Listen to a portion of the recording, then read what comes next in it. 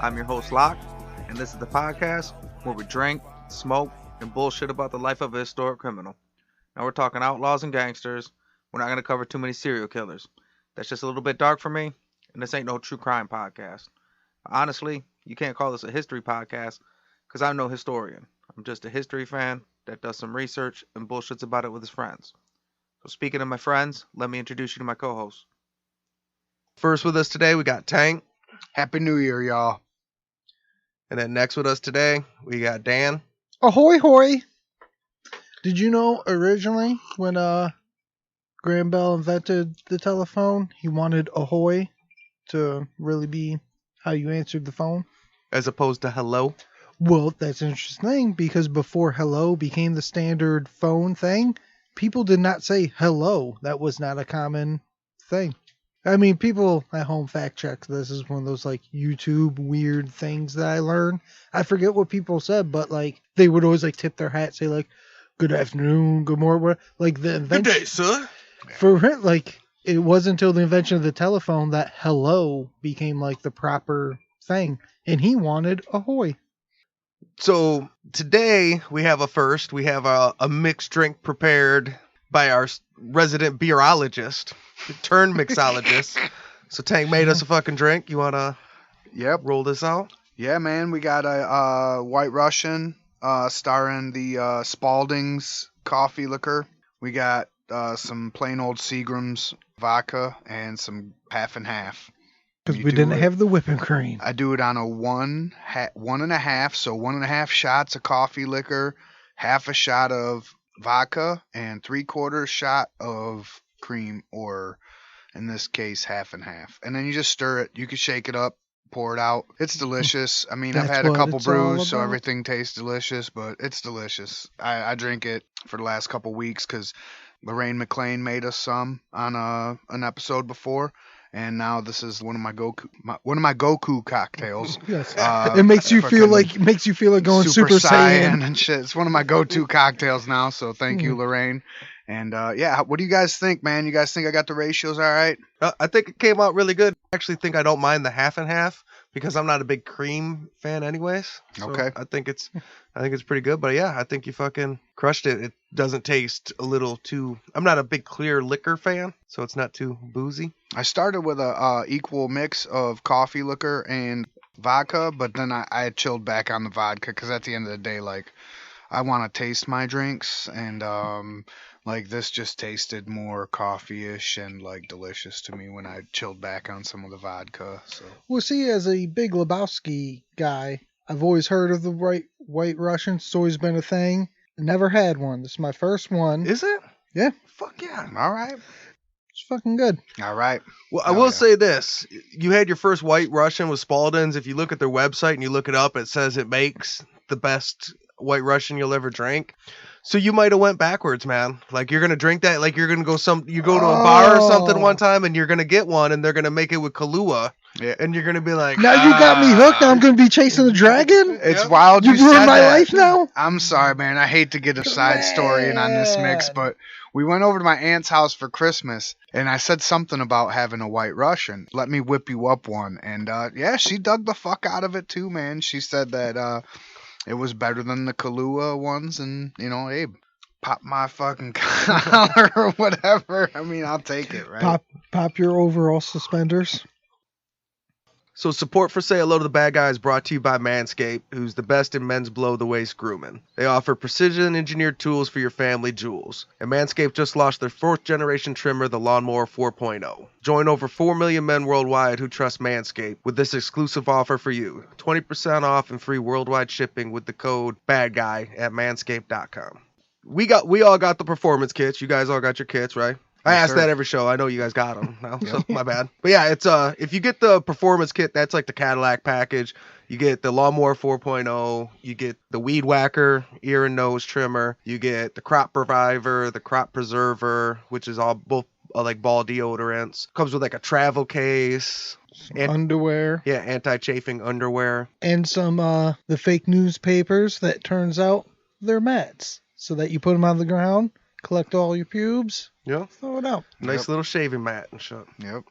But yeah, the I gave my balls a little spritz coming out the shower today. So I named my nuts Andre 3000 and Big Boy because they are fresh and so clean. Hey, and I would say that, if nothing else, if the 4.0 is a little bit over the top for you, you know what I mean? You just go into 70s Jungles Bush, at least get the fucking crop preserver and the crop reviver and There you go. freshen your shit up a little bit.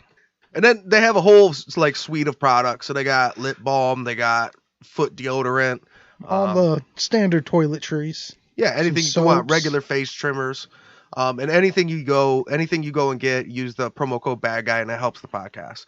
So you don't got to go get the lawnmower 4.0. Oh, they got the man wipes. Those be real good too. Yeah. So get 20% off and free shipping with the code Bad Guy at manscaped.com. That's 20% off with free shipping at manscaped.com and use code Bad Guy. Unlock your confidence and always use the right tools for the job with Manscaped. Before we get started, I want to make sure we take the time to thank Sixfo Sueno for letting us use his music in the intro.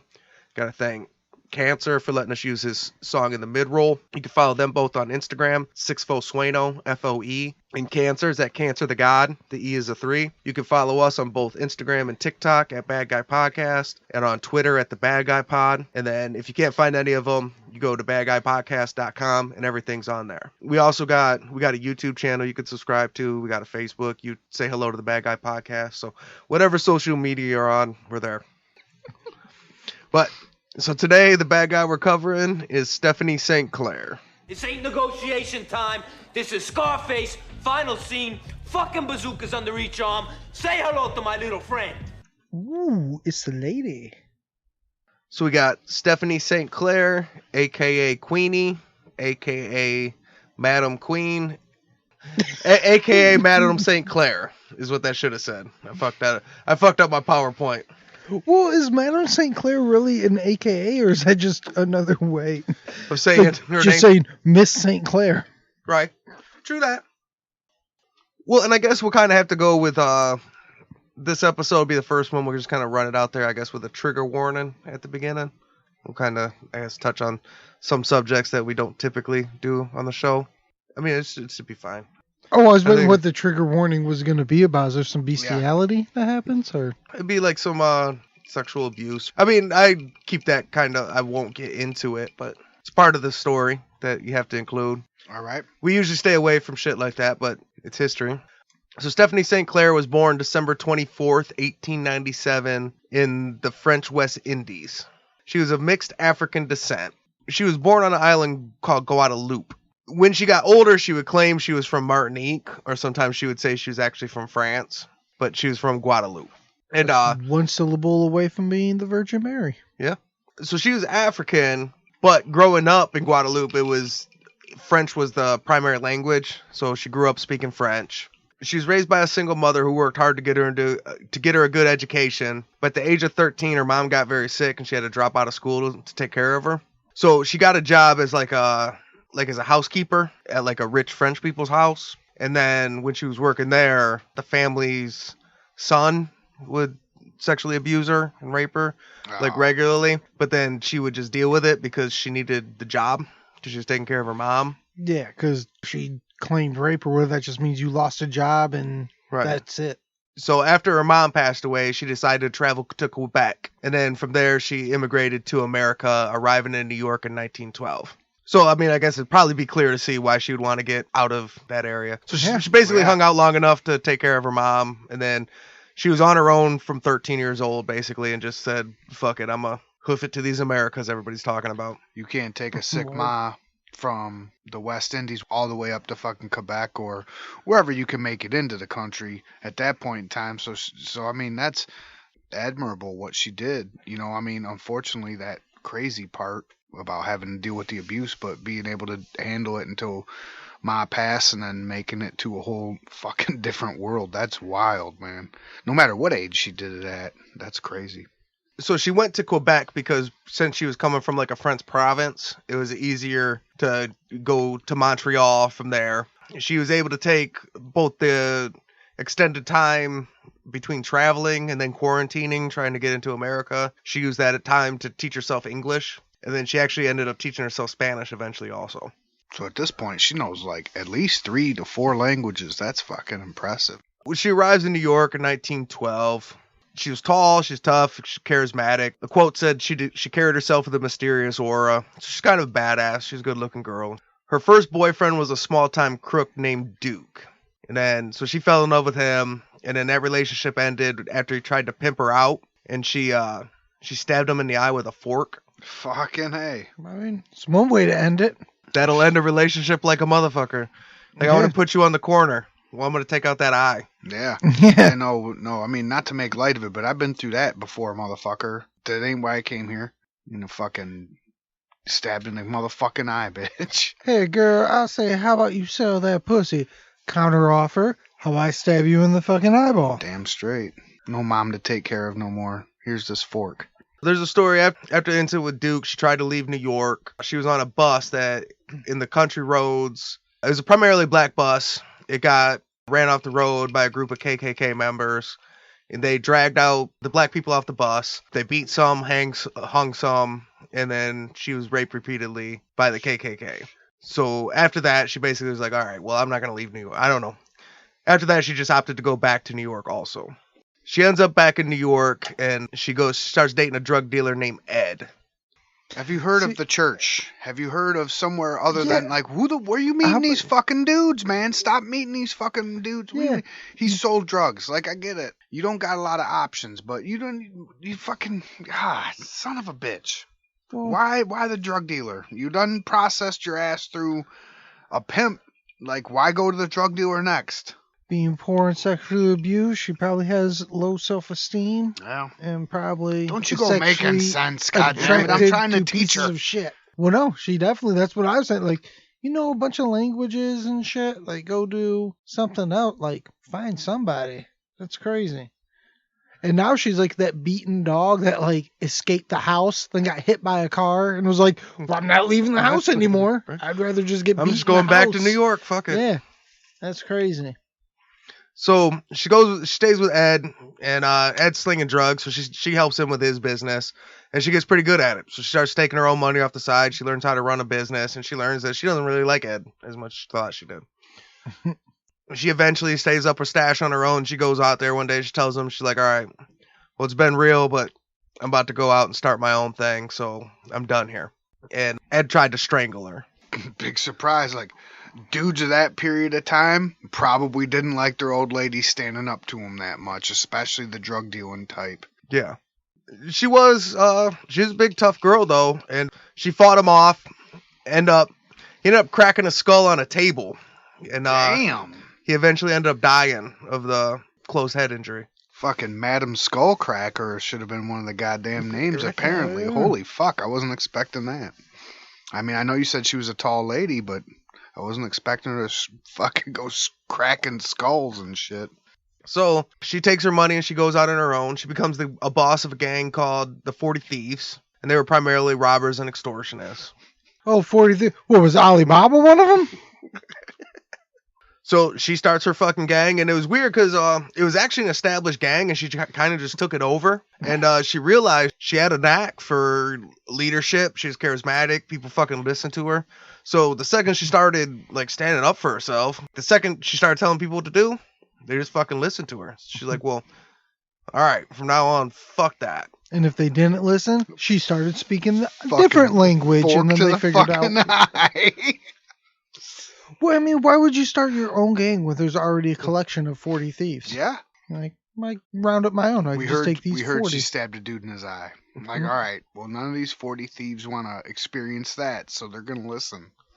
Right? She stabbed one dude in the eye. She killed another motherfucker, cracked his head off a table. Like, that's a tough way to die. What'd you do? Shoot him? No, she cracked his head off a table. Ugh. Smashed his skull in. So eventually, as she becomes a little bit older, she gets a little bit better. Her gang gets a little bit better. She makes some more money. She starts looking for smarter rackets. And eventually she takes her illegal earnings and invests them in the largest growing racket in Harlem, the numbers game. There seems to be a lot of numbers games in Harlem. Well, it just all kind of popped off around that time. And basically the numbers game was focused on poor communities. And there was Italian Harlem. There was Spanish Harlem. There was a lot of black dudes. All the wealthy people had kind of fled the area at that time. They had white flight. So Harlem was a lot of just poor people of different ethnicities, and the lottery, as you mentioned before, preys on poor people. So it was the big game. So it's just a race to see, who could make the most money off it, because everybody literally had a penny.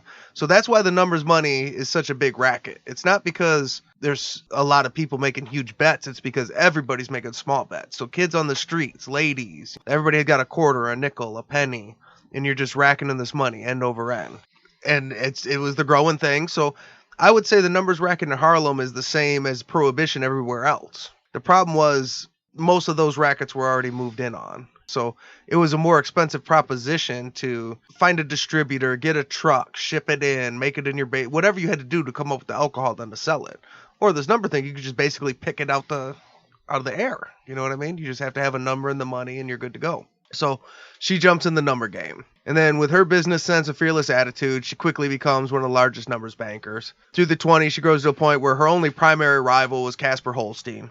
We covered him on the last episode. Now, there was all kinds of other numbers bankers, and they were all making a bunch of money, but she was not only the only girl, so she probably wasn't making the most, but she was making more than any other females were in the crime industry at the time.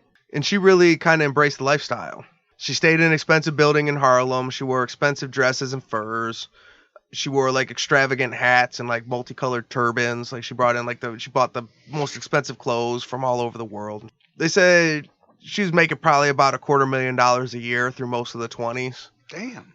I was just, when you start naming off like all the things she was buying, like I was like, yup, just a chick with money, just buying all that. But then when you were going through it, I was also like, well, yeah, that's exactly what all the dude gangsters do too. Like they buy nice clothes, like expensive shoes, fucking fancy cars and shit. It's all the exact same. As soon as you're a gangster, that's what you buy: is fancy cars, fancy clothes. If you watch Goodfellas, there's a whole scene. He shows up at the door like, "Hey, mom, look it. How do I look?" And so far, she's got a leg up on old Casper because she'll crack the skulls herself if she has to. And is Stephanie St Clair gonna have to choke a bitch? She will if she has to, apparently. Give me my fork. Give me my fork. Give me the eye fork. Give me the stabbing fork.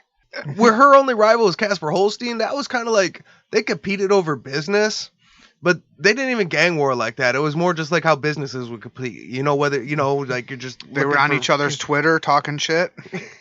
Right. It wasn't gang wars in the street. They just didn't run business like that. They were all running business, so... They're doing different coupon deals. That's exactly what I was going to say. If you want to try and get their customers, you're not just going to go start cracking the heads of his runner. You start being like, hey, we'll do... I don't want to fucking play the numbers at all right? Fuck it. Right, that's exactly what they didn't want. So they just be like, hey, we'll give you 10-1 today if you want to jump over. Just like different fucking... So it was a business rivalry. Flash sale. And then they both had one big thing in common, is that they both had a big interest in the Harlem Renaissance. So she was also big on putting money back in the community. Now, she was a little focused on doing it different. Like, she also donated money and helped out, the community and stuff. But her big thing was providing high-paying jobs. So she would pay all of her people top dollar. So her runners, she gave them all money, but she also gave them a percentage of however much they brought in. Okay. So if you were a great runner and you got a great route and you're getting people to pay a bunch of money, you make a little bit more than the guy down the street. Good incentive program. At one point, some of the other businesses were looking at getting rid of the runners and trying to do it out of storefronts, where they were telling people, well, you just come to the storefront and do it. And she said, nah, we're going to keep those jobs. We'll make it simpler for the people, but this is where they work. I have a crew. I got employees and shit. Like, other motherfuckers are putting in self-scan. She's giving her cashiers raises. Damn straight. And she donated money to programs that promoted racial progress. She was also big on putting out ads in local newspapers. So she learned pretty early that, like, if you had the money, you could buy space in a newspaper and you could just print whatever you wanted in newspapers. So she was printing a lot of articles, educating the Harlem community about their legal rights. She'd advocate for voting rights. She'd call out, like, police brutality against the black community. She'd just write big-ass articles and put them in the paper. And they're like, hey, they ain't trying to tell you this, but if I got money... Yeah, so I could tell you. They're not allowed to beat you in the street like that. Here's a lawyer's number. You can call them. And just in case you didn't know. And that's so fucked up because at that point in time, people needed to be told that shit. Because at the end of the day, humans will take whatever authority hands down to them. So I guess what I'm saying is somebody needed to tell people that at one point in time. I mean, they fucking still do, but at that point in time, even more than now. Well, yeah, that was decades and decades before Miranda rights. Like, that was long before people knew, like, hey, you can just not tell the cops things. Yeah. Like, hey, that's a thing. And they're not allowed to smack you when you don't tell them things. No, it's great. Harlem policy runners are the biggest philanthropists. Can we just let the policy runners, like, run our government? Can we just do that? They seriously are, though. So we've looked at multiple dudes, multiple cities, multiple races, different genders. It's crazy that market was that huge to where the diversity was that broad, that we had dudes that could have been running our political systems, running fucking numbers and shit. And technically, if you look at, even Ken Edo was there. Ken Edo was a guy that still was, even on a lower scale, even later in the game, just working the poor communities, running the numbers, not people kind of love a gangster. the fuck out of them. Yeah. People love the fuck out of them, right? And I mean, to clarify things too, and to go a little more on our political high horse, it's the people that ran it when it was good. Then the mob came through, ran it like shit, started fucking everybody over. And then what we're saying right now is what happened because then the government stole that shit from the mob. And policy runners do run the country now, but they're not the cool, good policy like the old school Harlem ones giving back to the community. It's the stiff arm, fuck you, pay me, mobster style of business that runs the country.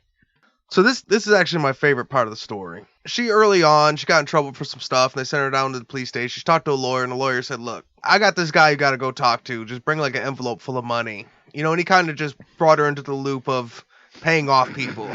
So she was never really that type. I know this isn't a term we're supposed to use, but she was referred to as uppity. But it really seems like one of those things where she didn't take no shit. Like, so she didn't really like white people. She didn't really like dudes, and she didn't take shit. And it's one of those things where... So she would love us here in this room right now. No, we got your back. Well, where a dude that does the same way, you're like, oh, he's a badass, huh? He don't take no shit. Yeah. And if a female does it, you're like... She's stuck up. She's bossy. Yeah. She's a bossy bitch. Yeah, fall in line and shit. Fucking get in your lane. Well, and she had also... Even though she had her abuse situations, she had came from the French islands where the black people had been free much longer than they had in America. So she didn't have this inherent assumption that black people or that white people were better than her. Yeah. She didn't think that, so she didn't get that, so she didn't take a lot of shit from them. And when she came here, we were still fucking in the thick of that. So I can get it. So they're like, hey, look, here's what you gotta do. You take some money and go start paying off people. And then you don't have to worry about this shit all the time. So she does that. She starts making all these different payments and shit, paying off people. She ends up paying over like $6,000 into different cops and judges and just, paying off money regularly. She's like, okay, I'll get on the program. How much money I got to pay out? So they're like, I don't know, some here, some there. So she starts paying off everybody. And then she starts having issues. Like she got her house broke into. They wouldn't help her. People were still busting her runners sometimes, and she's just still having all these issues. So then she starts trying to complain to the people that she's paying off. She's like, look, I'm paying you off this money, and my guys are still getting arrested. You still raided my fucking place. My place got robbed. Yeah. What the fuck am I paying you for? Yeah. This is dumb. So then they start saying, like, well, you pay us more money. You just keep paying more, and then we'll help you more. It's like some ESPN Plus shit. You gotta subscribe to ESPN Plus before you can give them $60 for the fucking pay-per-view. Like, wait, what? Yeah, you just bought the right to talk to us. You bought the right to pay us off for a crime fucking later. NFT fucking ESPN Plus shit, man. What the fuck? So she gets pissed and she starts trying to report to the authorities. And she's like, well, hey, I'm a crook and I'm paying these motherfuckers money and they're dirty and they still ain't helping me.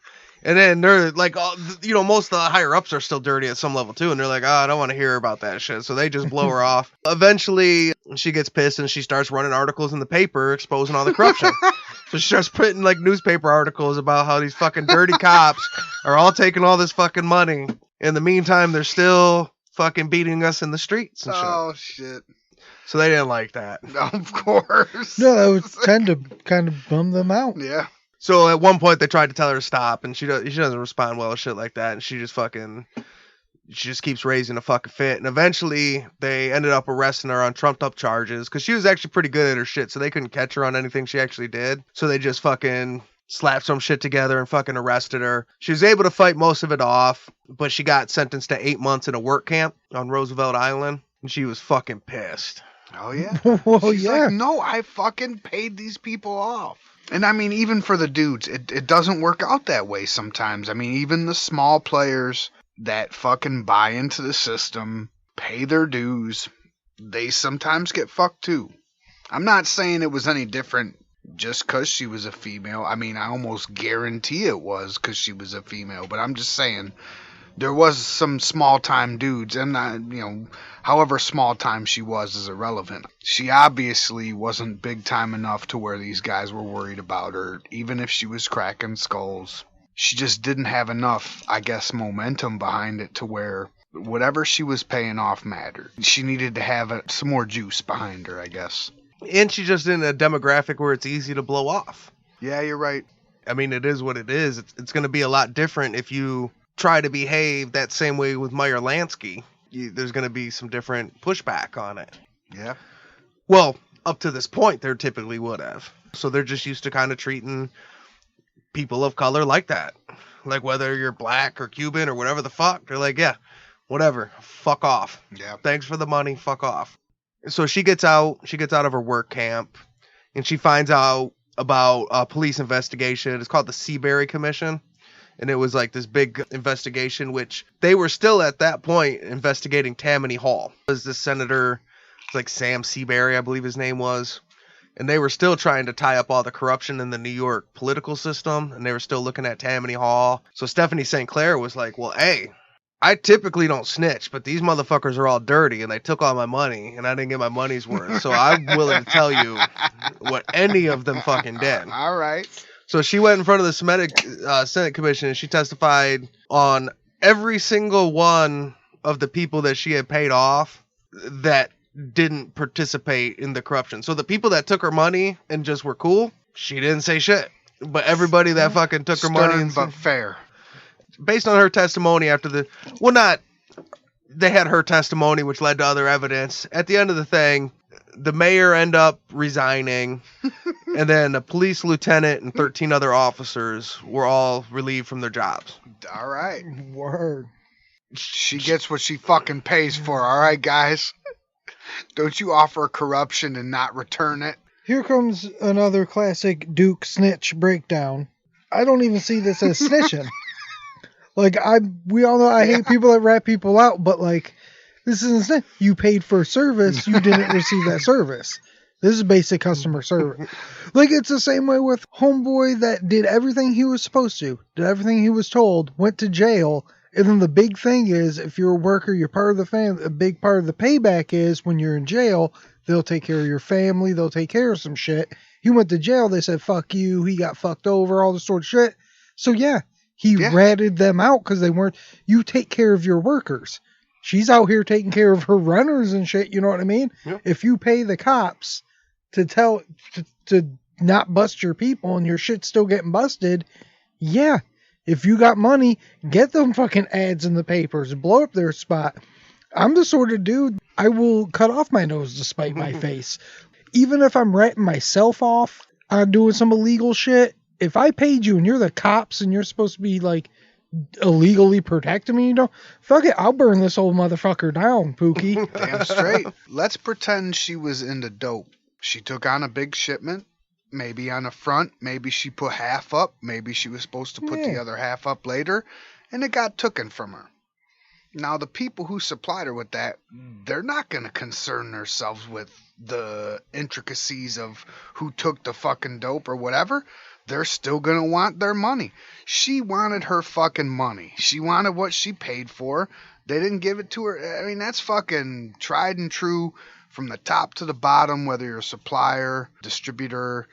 in her case, whether she wanted what the fuck she paid for her bribes. So, I mean, who can fucking fault her? You know what I mean? And I ultimately love that her go-to weapon was the news. Like, I have money and I can buy fucking ads and I can put whatever the fuck I want in the news. So, fuck you, cop. And that's what's great about that, too. Like, the newspaper, right? Like, the cleanest. Oh, we're just journalistic integrity. Like, we're just here to give the truth out. And they're like, but we will put whatever the fuck you want in the paper for some cheese, though. Like, you want to spread some dirt on this fucking guy who didn't give you what you bribed for? Fuck yeah, we'll run that ad. That sounds like good news. That sounds like it'll sell some papers. Damn straight it will. When it comes to the game of power, there's two things. There's money and muscle.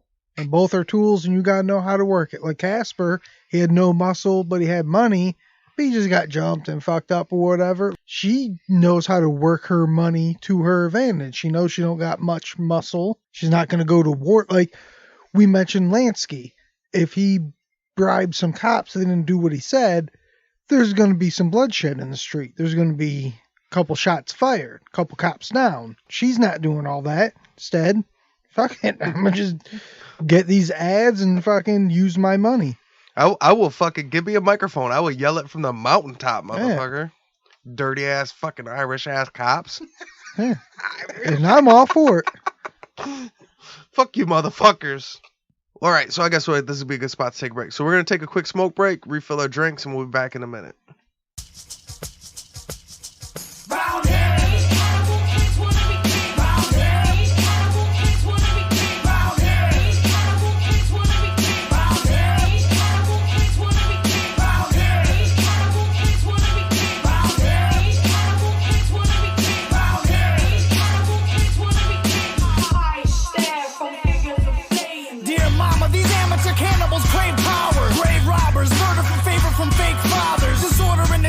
Shackles to break out of. They cower, solo but mob them and they crowd us. Spilling in the street with heat like hot lava. Pop bottles, molotovs tossed and rocks follow. Ominous disciples like vipers, they strike quickly. Come at me like an army, I'm tearing you down with me. Spit like a baron, rulers of bread like Kaiser. Roll with the goal and get beaten like outsiders. These amateur animals swing in the wrong jungle. Climbing the wrong vines mean these lions will snuff you. Concrete wilderness building our own structures. Writing our own order, appointing our own judges. Overthrowing authority, morally lack conscience. Fighting for survival with rivals with throat punches.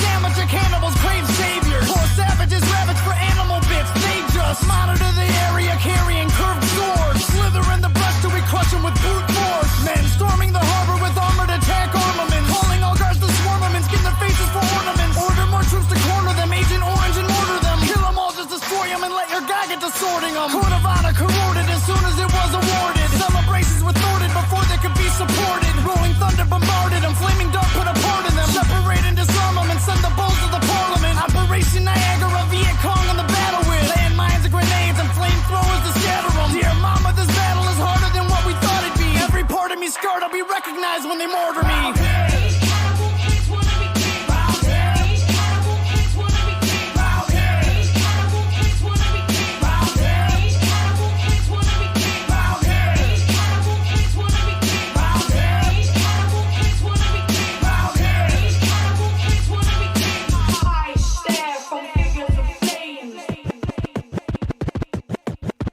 It's almost time to run, put on your army helmets now. You're running toward the sun with all your guns, defenses down.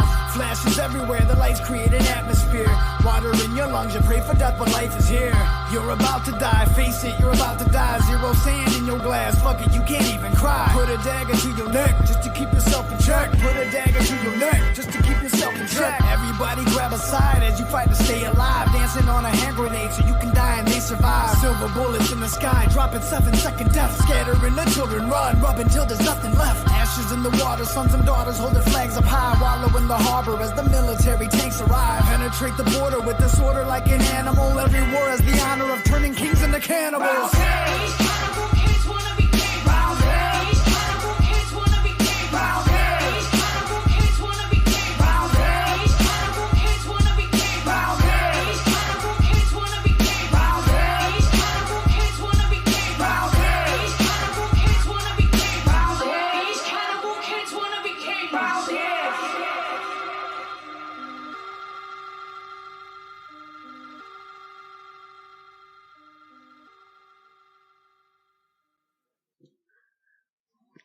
And we're back. In the saddle again.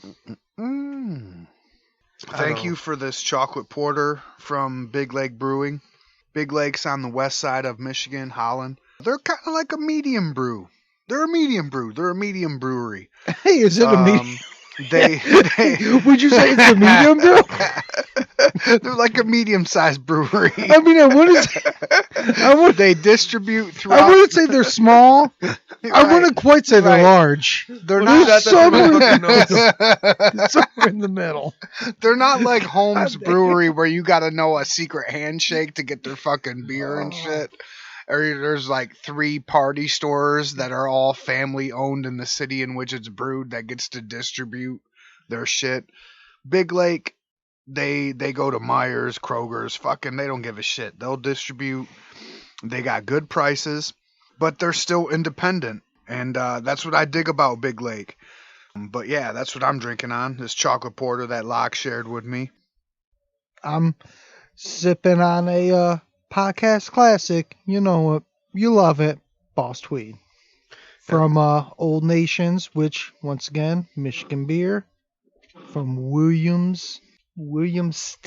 I almost said Williamsburg, but it's a Stin, not a Berg. Don't get it mixed up. I got these milk stouts from Left Hand Brewing. It's a nitro stout. I've been drinking a lot of these nitros and shit. I like poured it into the fucking glass. It looks dope. It's a much lighter stout.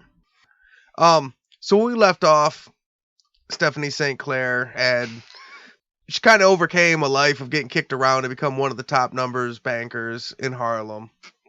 But eventually she learns at some point she is like a female all alone. You know, and she better know her place. So she starts looking around and she pays top dollar to bring in one of the top numbers enforcers, Bumpy Johnson.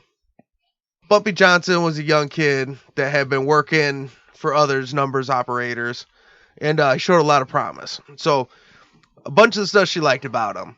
For one, he was a really good gangster. So he was good at that. He was a tough guy. He was a muscle guy. He was good at that. But he's also really smart. So she caught him reading a book one time. It's called The Black Phalanx, which is a book about like black soldiers in like American history or something like that. And Denzel Washington and Glory.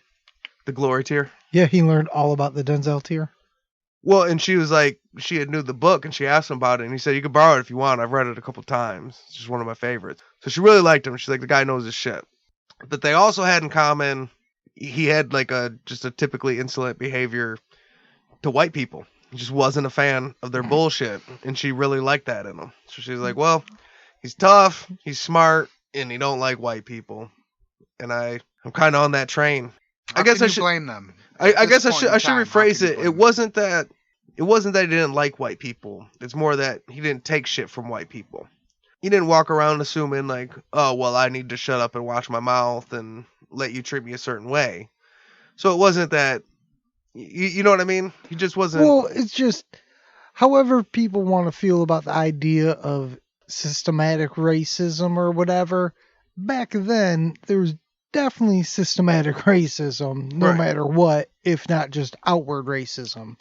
So even though, as a white man myself, I don't like the fact that they just hate white people, but I get it. I understand why they would, because the whole system is so it's not even that they hate white people, individual white people. It's they hate white people as a whole, as representative of the system that they're fighting against.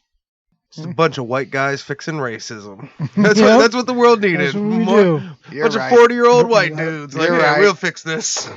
All of our minority listeners, Tweet at us. Did we get racism right? We fixed it, right? If you It's somehow better. can figure this out from the deletion of the fucking cut that this will be, then let us know. So the queen starts to teach Bumpy the business side of crime. And she'd also expose him to culture. So she'd take him to the theater all the time. She'd make him see operas and plays. She'd give him books to read and stuff. She also taught him dress extra fancy. I mean, he always dressed all right. I mean, he was a gangster. But as close as he got with her, he was a good enforcer. And he ends up, over the next few years, he spends like 6 months out of prison. Like, he just starts getting popped for shit, and he like get out and then gets popped right away. And so he starts going in and out of prison in the next few years. And then during this time, as we've already covered in this season, Dutch Schultz decides to take over the Harlem's racket. Dutch is a big-time Jewish gangster. He starts moving in, and they take to the street. They're beating runners. They'd use their political connections, have them arrested. They'd have safe house raided. And most of the Harlem bankers folded right away. Stephanie St Clair was one of the only numbers bankers that decided she didn't want to give up. So she was like, fuck that. So, oh, shit. So she's the tough Teddy of Harlem. yeah. I had it wrong. was It she- wasn't Casper. Was it was she her all depicted along. in that movie at all? Hoodlum? Yes. Yes. She was. Was she the Caribbean voiced woman? Yeah. So All she's right. supposed to be French. That was my favorite. That was one of my favorite characters from that movie. But that's just interesting to know that was her. Yeah, that's her. So Tim Roth was Dutch Schultz, and she was the queen. Yep. And Lawrence Fishburne was Bumpy. Okay. They so in that they made her a lot more They did. like West Indies, They you know, did. with a thick accent. Yep. So she actually prided herself on being French. If you asked her where she was from, she'd respond to you in French. She spoke perfect French with a European accent. So she would sometimes say she was from Martinique. So she'd sometimes say she was born in actual France. But no, she sounded very French. But yeah, so she's the one. She says, no, fuck that. And what she did know was, even though Dutch Schultz was kicking the shit out of everybody now, she knew that Bumpy was coming out. So she basically told her people, like, look, fuck that. We're not going to give up. She was only able to scrape up a few people. Like, so everybody else folded right away. So Dutch Schultz came into town. A couple people got beat up. A couple people got arrested. And they're like, yeah. Casper fucking gave in Yeah. and shit. Alex, everybody rolled. And they were like, nah, we're going to fight. And they're like, nah, we're not going to fight. So she was able to rally up a gang until Bumpy got out. So, like, the two things she kept telling people, she said, I'm a woman, I'm going to fight. What kind of men leave a woman alone in a fight? And that would always just rally a bunch of dudes. Like, by default. Yeah. By default. fuck, I guess I got to go Yep. fight. You can't get Because punked how out. can you? Yeah. Mhm. You can't be a manly man if you're going to let her say some shit like that, right? Men? See, Fucking man sometimes, up. God damn it. I God should have damn came. I knew I should have come. Fucking God A. damn. see, women, sometimes sexism can work in your Yeah. favor. It's in the way that you use Make it. them a bunch of sandwiches and then tell them they're bitches if they eat them and don't fight after. Yeah. Oh, you're just going to eat the sandwiches and not go to war. I get it. Whatever, pussies. My ex-boyfriend would have went to war. Yeah. And her other big one was, she said, why would you guys agree to bow down to this white man? Yep. One of these two is going to work. Yeah. You're not you're Yeah. going to leave a woman to fight alone, or you're going to bow down to the white man. She just rolled them both out there. So she rallied up a gang, and then Bumpy eventually gets released from prison. A guy that he came up under was working for Dutch Schultz. They met when he got out of prison. He said, yeah, I'm actually just going to go with the queen. And he said, well, you know, that means we're going to see each other out there. And Bumpy said, yep, I'm hoping to see you first. Oh, damn. I think Bumpy honestly just has loyalty to her. I think he would just always have her back. Right. Because Yeah. she had his. I mean, he was in and out. He said 6 years. That's a long time to stand by somebody. Well, especially if their ideology is the same. Because he's not just fighting for her, he's fighting for his community. He wants the black community to rise up. So he's fighting for his home, his community, and everything. Like you were talking about earlier, one thing that he had going for him, what we always say these guys should do, he was taken care of. So when he was in prison, she always had his legal fees. She took care of him. So he would have got out and had a choice. If you hadn't been looking out for him, he'd have been hitting the streets and like, hey, you know, this Jewish dude's paying us to just go do regular shit. You know what I mean? Open agent. Yep. You know? Yeah. That's why some people, they take advantage of the fact that they got workers and they'll just shit on them and they'll still keep on coming back. Like, no, when you take care of them, that's how you guarantee loyalty. So Bumpy goes to the queen and she sits down. He's like, look, here's what we got to do is we're going to put together, like, we're going to lose this fight. So anybody that sides with us, we got to pay them well. We need some money. Like we said, we need guns. We need legal funds. We need, you know, like a salary. You can't move numbers at war, you know, so we need to like pay soldiers and stuff.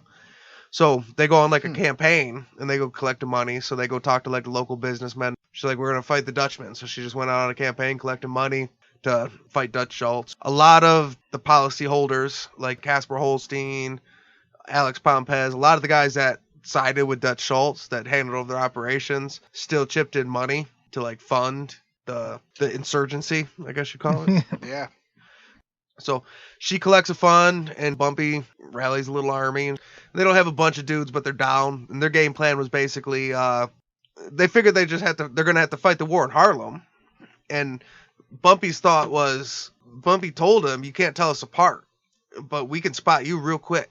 Like the second you come into Harlem, we know who you are. Damn, that's cold, but it's true. So they go to fucking war, and then anybody that would sell out to Dutch Schultz, they go smash up their business. So, Yeah. Wrong team. Yeah, you're going for Smash the it. fucking big guy. We'll hit you where it counts. Fuck it. Stephanie St Clair, she like post in the newspaper like stories about like his operations and where he's like where he's setting up business. Still and shit. holding that angle and shit. Like she called and told the police on him. The police raided a place and he had $2 million in there. And Dutch Schultz was so fucking pissed because he's so cheap and that was like a lot of money. And they're like, The hell yeah. Hell yeah, it was Just fucking told him, 2 million. All right. $2 million cash. So Yeah. 2 million, that's at least 20 million. Yeah. At that point in time, that's at least $2 million cash. and shit. Yeah. He's fucking pissed. Fucking A, Dutchy's pissed. But yeah, so that's basically how they fought it, just guerrilla style. And they took a lot of losses too. It was tough on both sides. They were basically losing the war. They were just kind of figured it's like the Vietnam approach. Like we could lose it for longer. They were fighting for their neighborhood, so they were losing. But she had extra money because even though they weren't making money, she took a fund and she already had money. So she was willing to die on this hill. She was like, no, fuck it. I'm not backing down and shit. Like you said, it was their neighbor. I mean, at a certain point, there is no like, well, we're not retreat. There's nowhere to retreat. Like this is the fight. Like, there is nothing. This isn't like a fight to an end game. Like this is just. We're not gonna let them take over our neighbor. This isn't like where else would we go? You're losing the fight. Yeah, we're fighting. That's like winning, losing, whatever. It don't matter. I will say, I don't know how I feel about her just snitching Dutch out to the cops. Because I have no problem if you're the businessman and then something happens or whatever the fuck, but you're in the middle of the gang war. Mm-hmm. You have Bumpy on your side. You have officially joined gangster side of things. And I also get the ratting out on the paper against the crooked cops, the guys that you paid for. For me, that's all fair game. But to be in the war with the gangster, and then you're just snitching out to the cops, ratting his shit out. I don't think I support that move. I think this is the move I'm against. That's been justified through decades and centuries of La Cosa Nostra. I mean, it's to snitch to the cops on your own side is a no-no. But to snitch to the cops to create an advantage against... That's still they're snitching on your enemy. That's like, but it's been proven, right, that it's not as looked down on when you're using it to get a leg up on a rival gang member. No, it's still a blood snitching to the cops on a crip. You're still snitching. That's the whole aspect of snitching. Hasn't it been okay though? I mean, all right. If you're a law-abiding citizen, you can go to the cops. Once you're a gangster and you're in gangland, you don't go to the cops no more. And I'm 100% with you. It don't sound like it, Tank. Well, it don't sound like it. Let me finish is all I'm saying. Like, so as I've been on the show, I thought it was black and white. Black being the cop side, white being the fucking gangster side. But then I found out that it seems to be more like as long as you're using it as a competitive advantage against your rival gang, fucking this family against this family. This family will rat out what they know about the other family to the feds as long as it will get their family. No, that's snitching. That ain't right. But isn't that kind of how it's No. been? All right. I mean, I have never been supported that, and I don't think mafia people have ever supported. Really? They will support. I mean, within going their own to- family, whatever, but No, it's against still a rival mob- family, they Yeah, haven't that's supported still mob that? shit. All You right. either take it out mob All style. right. What they have done is went to crooked cops and bought out crooked cops Okay. to go do more illegal shit. Well, I might that's just be illegal confusing shit. myself is all I'm saying. No. I thought that it was acceptable as long as it was to gain competitive advantage against a rival family. No, anytime anyone has ever gone straight to a cop and just straight snitch somebody out, they have been extradited from the gang scene. They are essentially state evidence. All right. You're a piece of shit. So, I mean, we have kind of covered this. I was going to let you guys sort this out amongst yourself for a while. That's cool. But, so we did cover it. It actually, At one point, Yeah. he looked at his phone, I think, too. He's like, oh. But we well, had I was looking for a name to quote. I'm just fucking around. He was No, looking I- for a precedence. No, We both I laid was. out our case. Now he's going to do the judgment. All right. It really depends on generations. And DC, he's got actually a good take on this, and he knows a lot about it.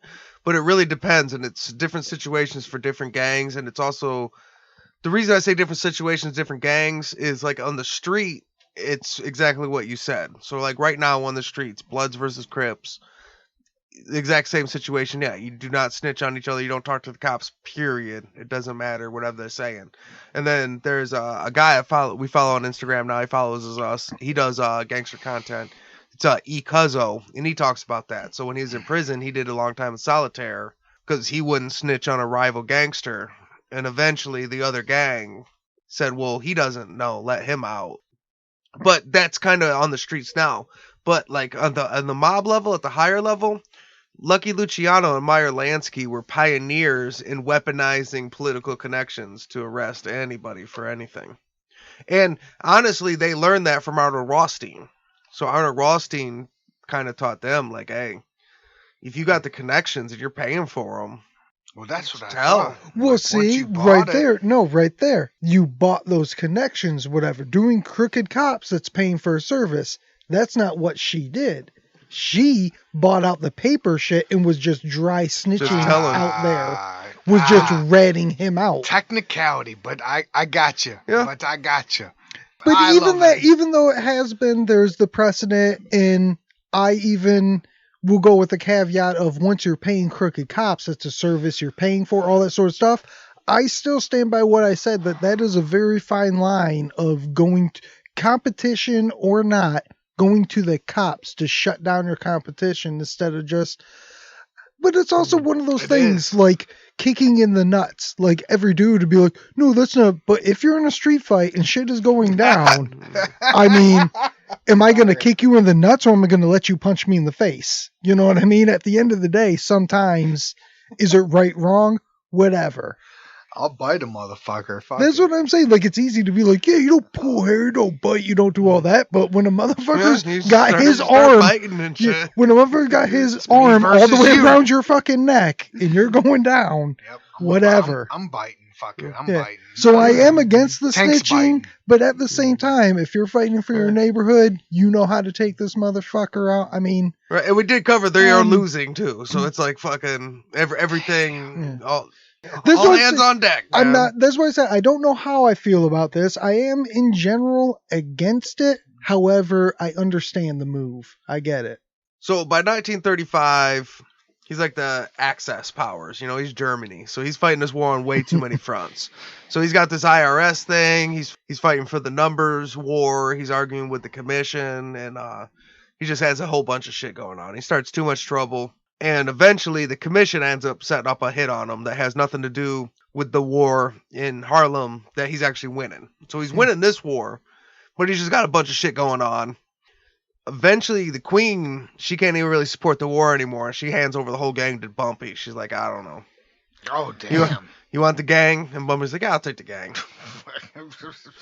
I'm down. Yeah. I'll Yeah. take it. No problem.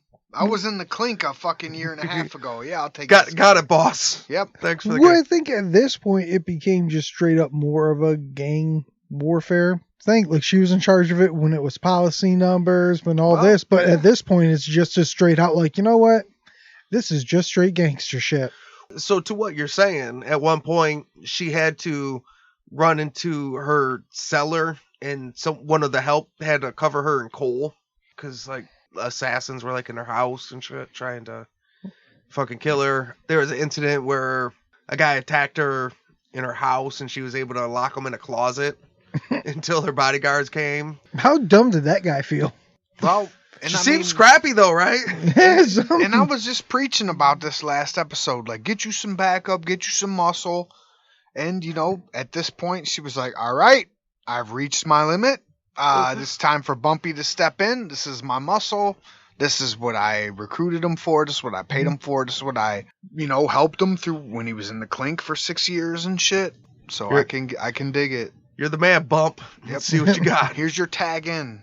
Not long after that, though, so she hands over the gang. Dutch eventually, he ends up getting shot at the Chop House in New Jersey. It wasn't related to the Harlem Numbers War. It was a commission thing. He had fucking butted heads with the National Commission too many times. And that's how big he was. That's why he was able to take over Harlem, where a lot of people hear these guys folded. Yeah, he was like butting heads with the five families. He was a big-time gangster. So he was good at this. But eventually that all caught up. So he's just eating dinner one day and they come up and they shoot him. And I mean, that's how it goes, right? Like, they're like, oh, that's cute from afar. But once you reach critical mass, the piper's gonna fucking call, right? And really, that goes to show how big the mob was at this time, that he's taking over Harlem. These other people are, like, fighting for their lives. Like, we need to save our community or whatever. Like, the Five Families was like, yeah, we don't give a fuck about any of that shit. This is completely different. You Has nothing finally to do with sorted them. this out. Thank you. Crazy how much they don't give a fuck at all about that whole situation. And we'll cover like the Dutch Schultz hit. There's a little bit more on it. I think on either the Pittsburgh Phil or the Red Levine episode, because he was a Murder Inc. hit, so he was seriously sanctioned by the Five Families. Yeah, bring in the guys.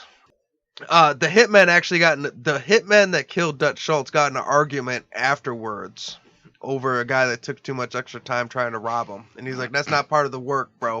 We got to get out of here. You're fucking going through his pockets. That's bullshit. It's not what we're doing. We're professionals. Diversify your bonds. Hey, I'm with it. Get out I like of his it. pockets. We're not petty fucking muggers. We're here doing a professional hit.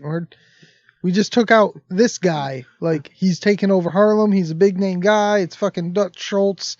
I'm going to say here, fucking with his pockets. We're trying to be smooth here. Somebody got lowballed on their job offer, huh? Yeah. Like, we're not working for tips. Dutch was hit at the Chop House, but he lived for 48 hours afterwards or something.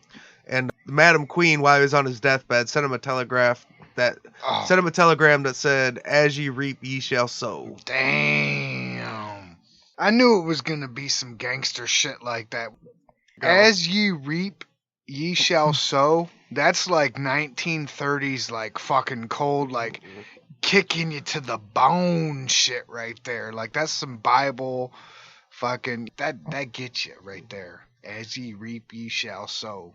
Yeah, I probably went over that complete. They're like, what's it say, Dutch? No, I don't know. not Something Dutch. this broad's talking about sewing. I don't know. Dutch was different, right? So I think that got him, man.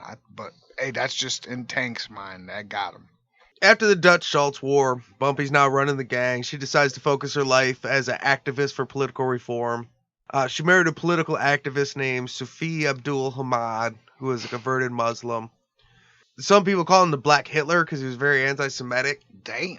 And that's actually where he started to lose most of Harlem. Like, everybody was with him, and they're like, yeah, we like him, Black Power. And he's like, and we'll kill all the Jewish people. Well, and they were like, well, hold on, what? Wait, so you mean hate with hate? Yeah. No. Well, that is a whole underclass of it, or the Hoteps. Yeah. Of the black community, black people that they don't.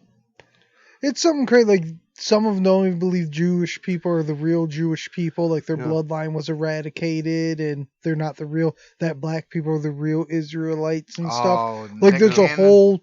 Yeah, there's that whole subsection Yeah, Nick It's Cannon. started by Hoteps. started by Sufi Abdul Hamid. I know the Black Asiatic Hebrew whatever, like Yeah. RZA fucking Wu. Yeah, Like I was trying not to drag Wu-Tang into this. But I yeah, know, them man, too. but at that point, it's like once you start that, fuck it, you know what I'm saying. Orange whip. That stinks new. I'm sorry.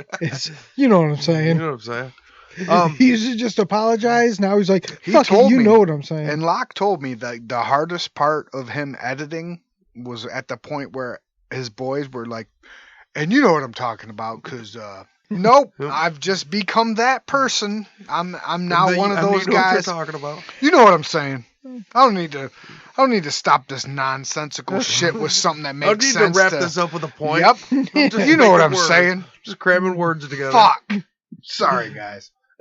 Oh, now we're back to the classics. Everybody loves the hits.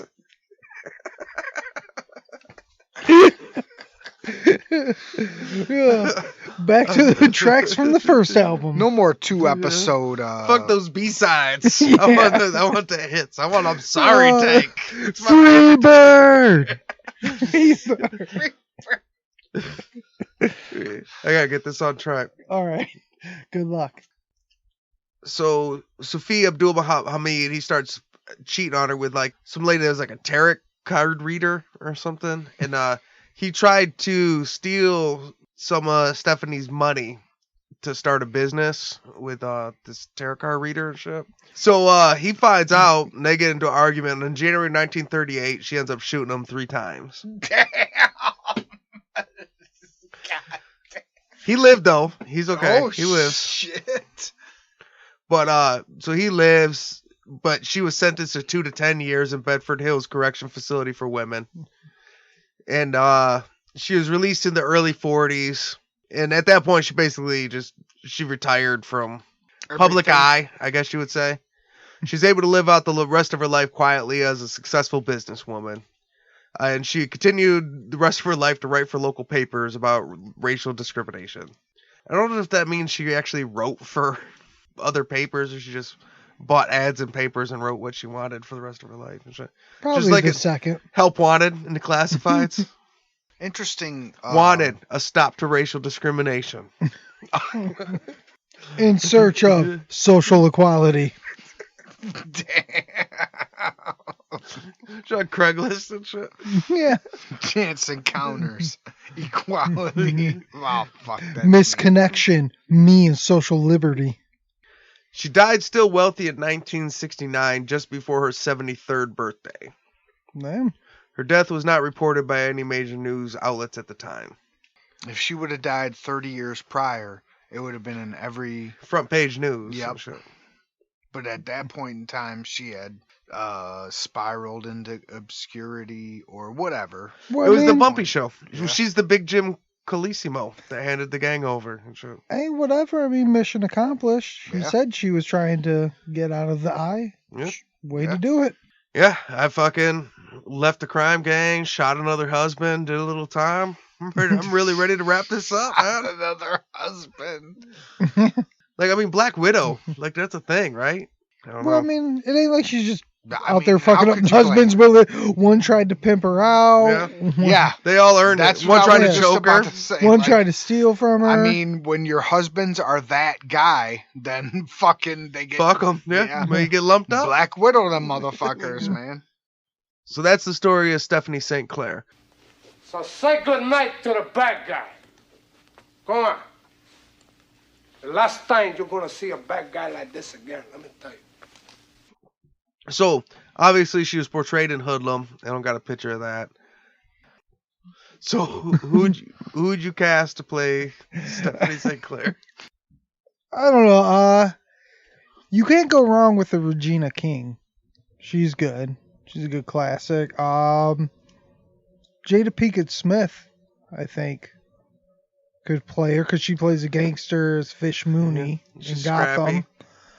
But I'm trying to think of a black actress that could play off being like the French, like with the French accent and everything.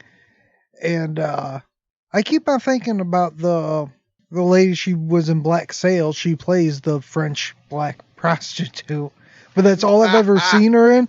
And I think I just keep on picturing her because she does like the French accent or whatever.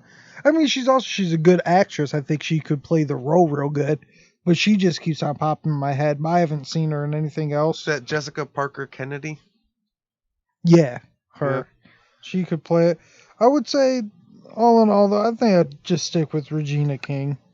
It's hard to go against Regina King. I mean, she's pretty dope.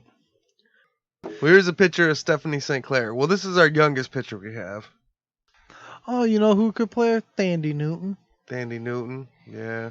Alicia Keys. Alicia Keys, yeah, I like that.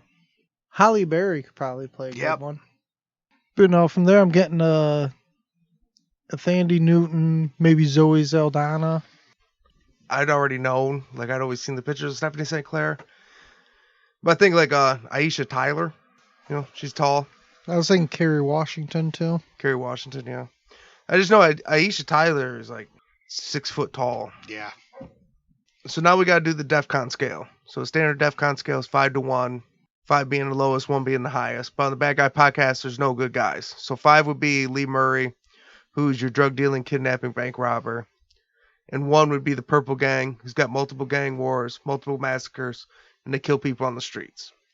So on a scale of Lee Murray to the Purple Gang, where would you rate Stephanie St Clair? Even though I'm hammered, I still got to give her a 5. As much as she was slightly more gangster than Casper was, I still put her in the same realm. She handed off to Bumpy, no matter how they portrayed her in Hoodlum. She wasn't as gangster as Bumpy was. Slightly more gangster than Casper was, but not enough for me to elevate her past a 5. What do you think, Dan? Oh, yeah, 5. I mean, I really don't have much to say. I mean, it's 5. How can it not be a 5? She stabbed a few people, shot up the one dude, but neither one of them died. She had a good reason. And I mean, really, compared to the latest 5s, yeah, she's more gangster than Casper and shit, but like, she wasn't nearly as gangster as like Teddy Rowe or nothing. But yeah, she's 5 all day. She wasn't bad. I'm going to say I would have won with the DEFCON 4, but you guys are both probably right. But ultimately, that'd still be a majority decision, DEFCON 5. That's right. It's going to the streets. Hey, y'all, it's revolution up in this bitch. Set the alarm, DEFCON 5. All right. Well, this is Say Hello to the Bad Guy. Thanks for coming, and thanks for listening.